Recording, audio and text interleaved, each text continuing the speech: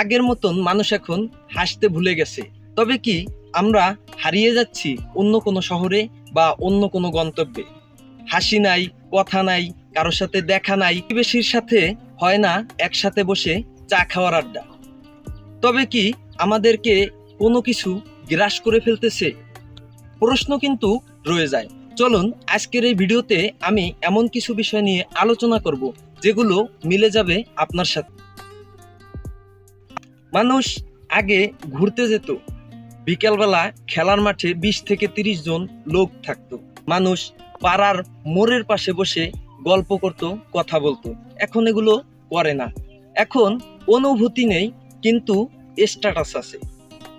আগে মানুষ নিজের কষ্টকে আরেকজনের কাছে শেয়ার করত, পাশের কোনো বন্ধুর কাছে, যাতে তার মনটা একটু হালকা হয়। কিন্তু বর্তমান মানুষ সেই সব কিছু ভুলে গিয়ে এখন তারা শুধু ফেসবুকে স্ট্যাটাস দেয়। আগে চোখে চোখ রেখে কথা হতো মানুষের সাথে, কিন্তু এখন কথা হয় চ্যাটে। তারা এখন সম্পূর্ণভাবে একেবারে নির্ভর হয়ে পড়ছে অ্যাডভান্স টেকনোলজির দিকে। এভাবে যদি চলতে থাকে দুনিয়ার শেষ, আপনারও শেষ অনিবার্য। তবে এই মূল থিওরিটা কাটিয়ে ওঠার জন্য আমাদের কি করতে হবে? আপনি যদি এ ধরনের অ্যাক্টিভ ব্যক্তি হয়ে থাকেন, যার ভালো লাগে না, কারোর সাথে মিশতে মনে চায় না, কোথাও যেতে মনে চায় না, এর একমাত্র কারণ আপনি মোবাইল খুব বেশি ইউজ করেন। আপনি এই মোবাইল আমাদেরকে এমন একটা অনুভূতি দেয়, যেটা হলো একটা লাইক, একটা কমেন্ট, একটা শেয়ারের মাধ্যমে কিন্তু আমাদের মনের শান্তি, অ্যাডভান্স শান্তিটা দেয়। এই কারণে কিন্তু আমরা ভুলে গেছি সেই পিছনে থাকা শান্তি। মানুষ একটু অলস জাতি, অলস। তারা বসে থাকতে পছন্দ করে, এক জায়গায় বসে অনেক কিছু দেখতে পছন্দ করে। একজন ব্লগার তার একটা ভিডিওর মাধ্যমে পুরা দেশে কি হচ্ছে সেটা কিন্তু এই স্ক্রিনের পর্দায় দেখানো যায়। সত্যি কথা বলতে কি জানেন, আমরা এখন সবাই ব্যস্ততার অজুহাত দেখাই, কিন্তু স্ক্রিনে, মোবাইলের স্ক্রিনে 2 থেকে 3 ঘন্টা সময় পার করার মতন সময় সবারই আছে, কিন্তু সবাই শুধু বলে টাইম নাই।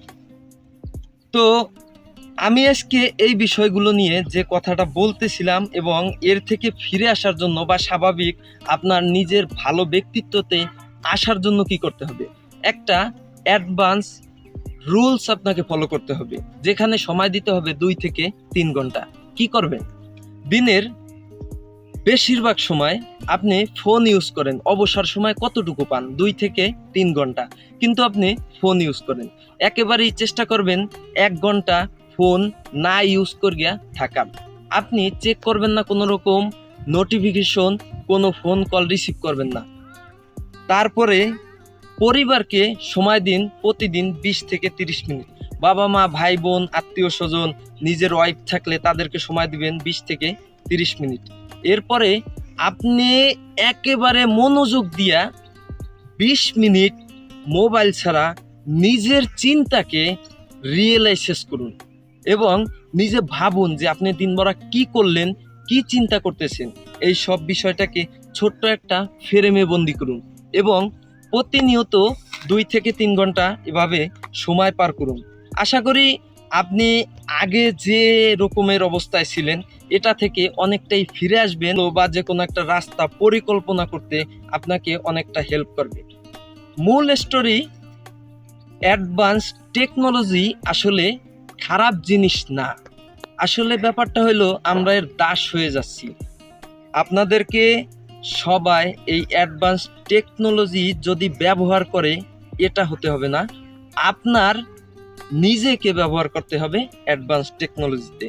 তো বন্ধুরা, আজকের এত বড় লং ভিডিও থেকে যদি আপনি কিছু শিখে থাকেন, বুঝে থাকেন, আপনার কোনো একজন আপনজনকে আজকে মেসেজ না দিয়ে, ফোন কলে কথা না বলে সরাসরি তার সাথে গিয়ে দেখা করুন, আর বলুন কেমন আছো। হয়তো এই কথা থেকেই শুরু হবে পিছনের ভুলে যাওয়া সেই হাসি ঠাট্টার গল্প। তো বন্ধুরা, আজকের মতন ভিডিওটা এই তোমাতি। ভালো থাকবেন। আমি মেহেদি বিদায় নিচ্ছি। আল্লাহ হাফেজ।